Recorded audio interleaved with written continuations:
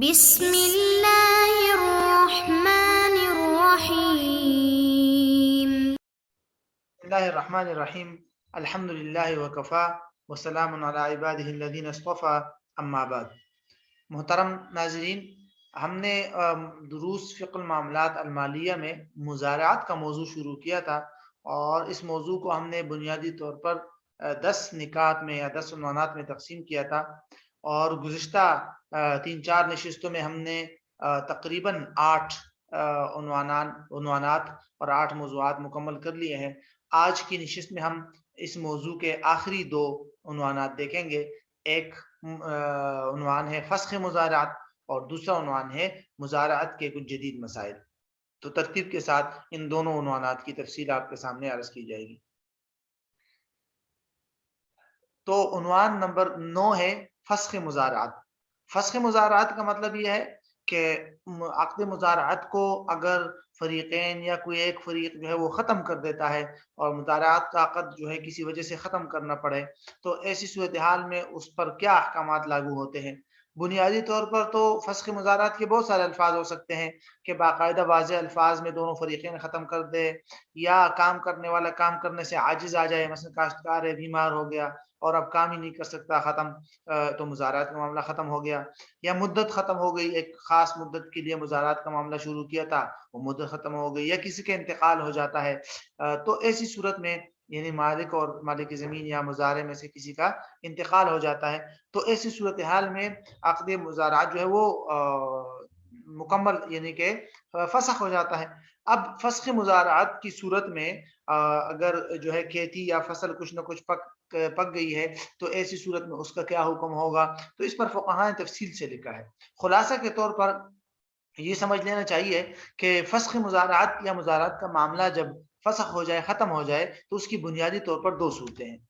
پہلی صورت آپ کے سامنے ہے، یعنی کاشت سے پہلے فسخ، یعنی اگر عقد مزارعات کو کسی بھی سبب سے بیج بونے اور کاشتکاری کرنے سے پہلے فسخ کر دیا گیا، اور مزارع نے کچھ نہ کچھ تھوڑا بہت کام کیا تھا یا سر سے کام ہی نہیں کیا تھا، یا مثلا زمین میں ہل اس نے چلایا تھا لیکن ابھی بیج اس نے نہیں بویا، نہ کوئی فصل اگائی ہے، تو ایسی صورتحال میں کسی کو کچھ بھی نہیں ملے گا، نہ مزارع کو کچھ ملے گا، نہ ہی مالک زمین کو کچھ ملے گا۔ ہاں البتہ علماء نے یہ لکھا ہے کہ اگر مزارع نے زمین میں کچھ کام کیا ہے، کاشتکار نے، اور کچھ تھوڑی بہت سیٹنگ کی ہے یا کچھ صفائی کی ہے یا کچھ نہ کچھ کام اگر کیا ہے، تو مالک زمین کو چاہیے کہ اس کو اس کام کے بدلے میں کچھ نہ کچھ اجرت مثل دے دے، لیکن یہ بھی کوئی واجب نہیں ہے، لیکن بہتر یہ ہے کہ اس کو کچھ نہ کچھ اجرت مثل دے دے۔ باقی حقیقت میں اس کو حصہ تب ملتا ہے کہ جب وہ کام کر کے فصل اگائے اور اس فصل میں اس کا حصہ بنتا ہے۔ فصل ابھی بنی آئی ہی نہیں ہے، تو اس لیے ایسی صورت میں اس کو کچھ نہیں ملے گا۔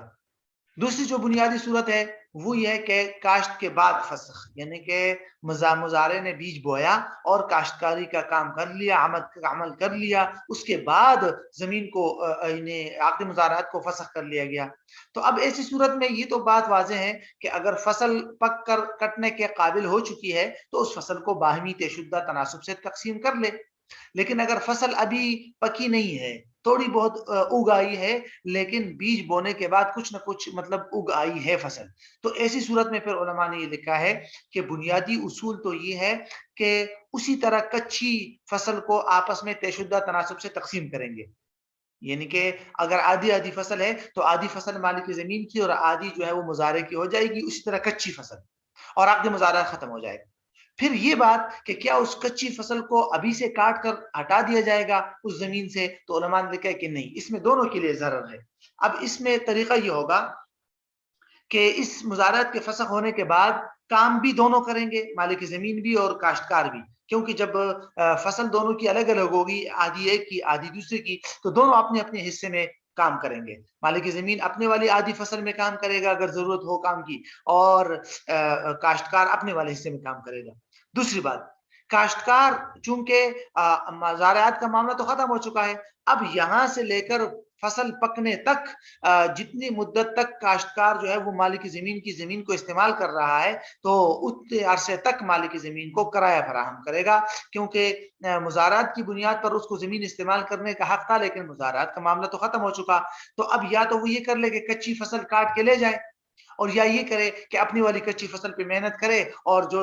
مالک زمین کی زمین استعمال کر رہا ہے اس کے بدلے میں مالک زمین کو کرایہ فراہم کرے جتنی بھی مدت وہ کام کر رہا ہے. تو بہرحال یہ خلاصہ ہے فسخ مزارعات کے بنیادی اصولوں کا. اس کے بعد آخری جو نقطہ ہے وہ ہے مزارعات کے کچھ جدید مسائل. 2-3 اہم مسائل ہیں، ان کو مد نظر رکھنا ضروری ہوتا ہے.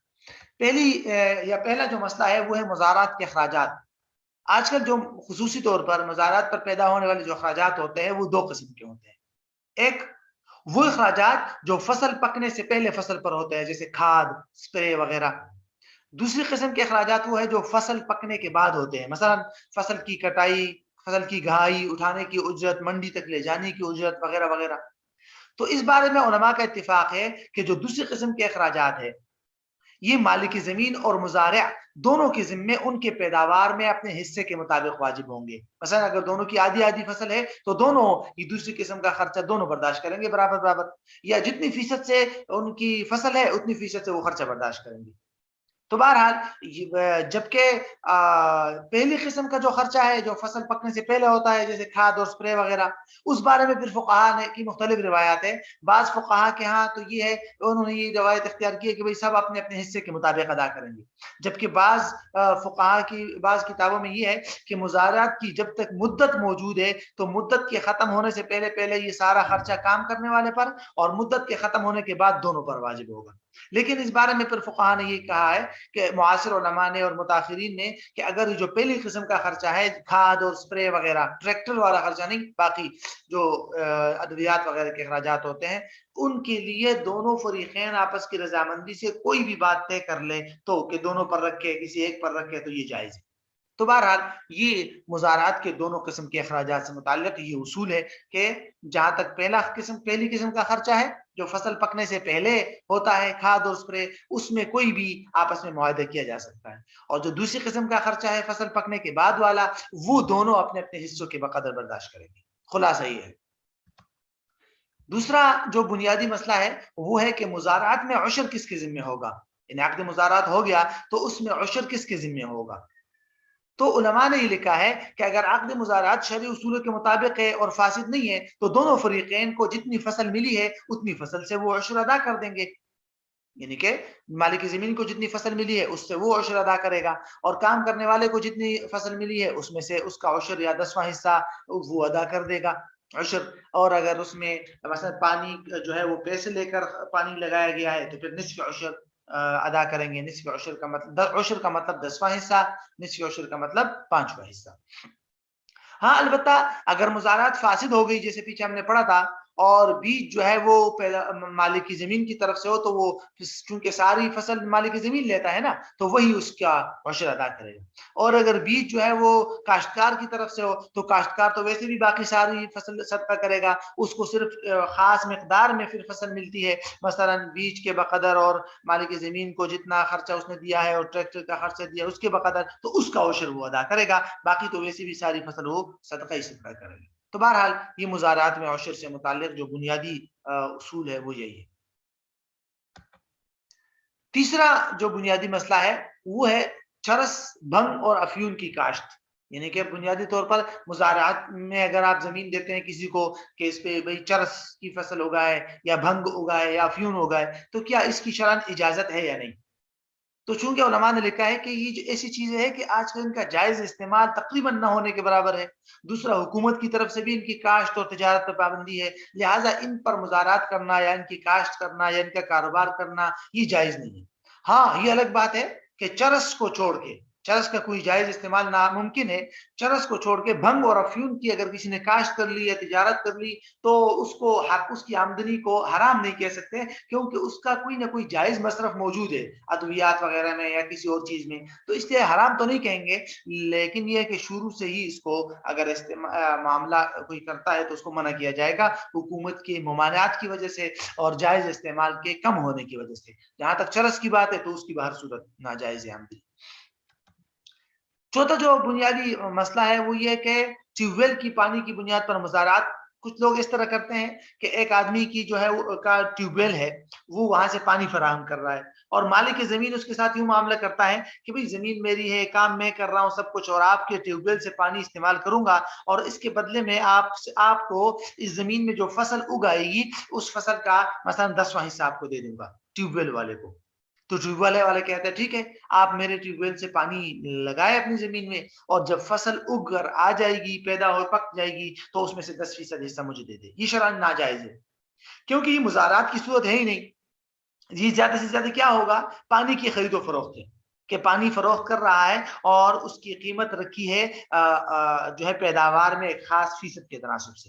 لیکن یہ خرید و فروخت درست نہیں ہے۔ وجہ یہ ہے کہ خرید و فروخت کے اندر جو چیز آپ بیچ رہے ہیں اس کی قیمت کنفرم طور پہ معلوم متعین ہونی ضروری ہے۔ یہاں تو معلوم متعین نہیں ہے، پتہ نہیں فصل اگے گی نہیں اگے گی، کتنی اگے گی، تو اس کتنی مقدار میں ملے گی اس کو فصل، تو اس لیے یہ تو ثمن مجہول ہے، اس لیے یہ صورت درست نہیں ہے۔ اس کے بجائے یوں کرے کہ فصل میں سے ایک خاص مقدار متعین کر دے، کہ جو آپ آلو لگا رہے ہیں اپنی زمین میں اور اس کو میری